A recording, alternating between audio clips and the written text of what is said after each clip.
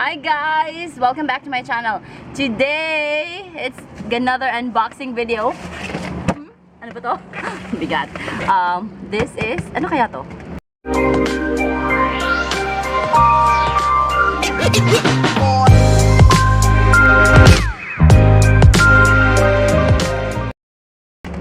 Secret! I-unbox natin. Let's unbox guys, let's unbox. By the way, I reversed my seat here para lumaki yung space ng van. But anyway, this video isn't about that. Ang bilis ang delivery nito. I mean, this came 3 days after my purchase, but I had to clean the van and all the stuff here. So I waited 2 days after I did the unboxing. Ayan, tingnan nyo. Ano kaya ito? Charan! Ano kaya? Oh my gosh! Do you know what this is? Alam nyo ba kung ano to? I think you can guess na. This is so this is a portable toilet, guys. Grabe yung bubble wrap. Yan.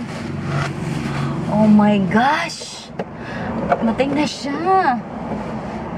I mean, it took me over a year to decide kung bibili ba if I'm going to buy this, because my van is really small and it's quite big.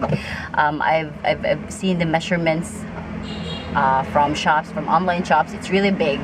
But now, since I kind of made some changes in the van, I think I can have space now, more space. So let's explore this thing. I don't know how to use this one, but maybe kaya naman. Let's see. So these are the contents. This is how you use this one. I think it's very simple naman, very easy. It's a 20 liter. This is a 20 liter capacity waste holding tank. So this is the upper part is the water, and then this is the holding tank. The bottom is the holding tank. So it says here, pour any brand deodorant. So you pour deodorant in the holding tank, and then before using, pull out the slide valve. So ito siguro yon. And then depress the bellow pump. So this is the pump to rinse, and then you close it. All right. This is where you pour on, I guess, the flushing. Pull this one. It's gonna open that. So it's gonna open that, and then flush it. And I close muna. Okay, ayan. Never add a deodorant. So we do not add deodorant to the waste holding tank by pouring directly. So don't pour the chemicals here directly in the toilet. Super easy naman siyang gamitin, I think. But the problem now is how to fit this in my van. Okay, so before, guys, this is what I have. This is a bucket with the chamber pot on top. So very convenient lang.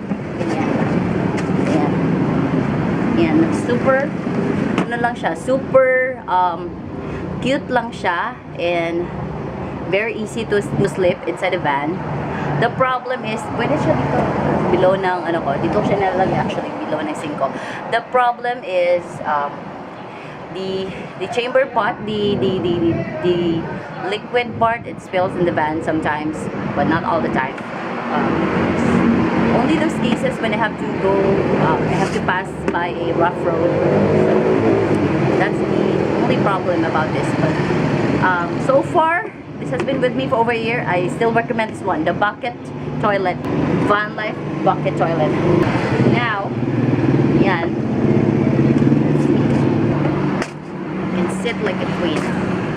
Wow. Very sturdy. I can sit like a queen. Yeah. Now I'm gonna do something. I'm gonna fix the van. I'm on my again. I'm rebuilding something in this part, so this will fit. Let's try. Yeah, I had to manually hammer this one here because that's not it's not really.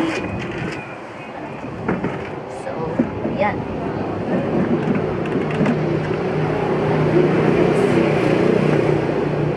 So, and I think I'm just gonna have something to pull out. Perhaps, no? Kahoy to pull out. So, yan. It's super right size, but I mean not really the right size, but I just need to make it a little bit bigger.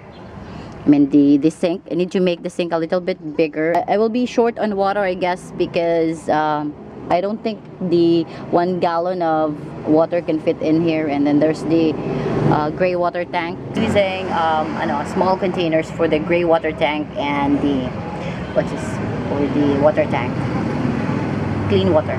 So that's it, guys. I'm gonna be doing another video probably on how to really use it with including the proper chemical or deodorant to use for that. Kasi there's a lot of reviews with a chemical toilet.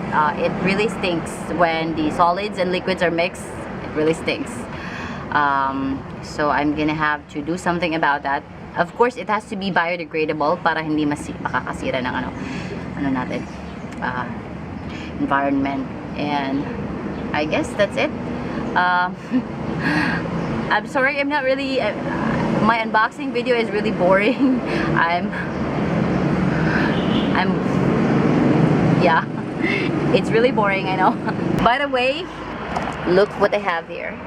What do you think is on here? I know I hindi to swivel. This is a manual. I manually slide out and slide in my chair here, so I can have a space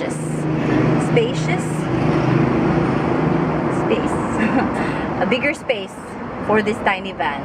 So compact na talaga. And I'm working on the cabinet, the bed slash pull-out kitchen slash whatever. So that, I guess. Thank you again for watching. Daghang salamat sa suporta sa akong mga supporters. Salamat kayo. By the way, I was recently interviewed by GMA Bacolod. Salamat kayo. Thank you so much, Sir Milton, Sir Adrian, GMA Bacolod. I don't know, the feed was, it was via Zoom, and parang ang dilim nung webcam. I don't know lang. But anyway, thank you to those who supported me. Salamat kaayo. And by the way, the price that cost $650, and the shipping fee is only 200. May mga free coins pa, so basta before I was always hesitant to buy that one kasi 5K siya, mataas yung shipping fee, and parang nalalakihan ako sa kanya, but I had to go for it kasi I wanted yung comfortable yung mga kids ko, and since this van is on the go, the van is with me whenever I go to work, so dapat parating malinis and no smell, right? So thank you again, guys. Thank you.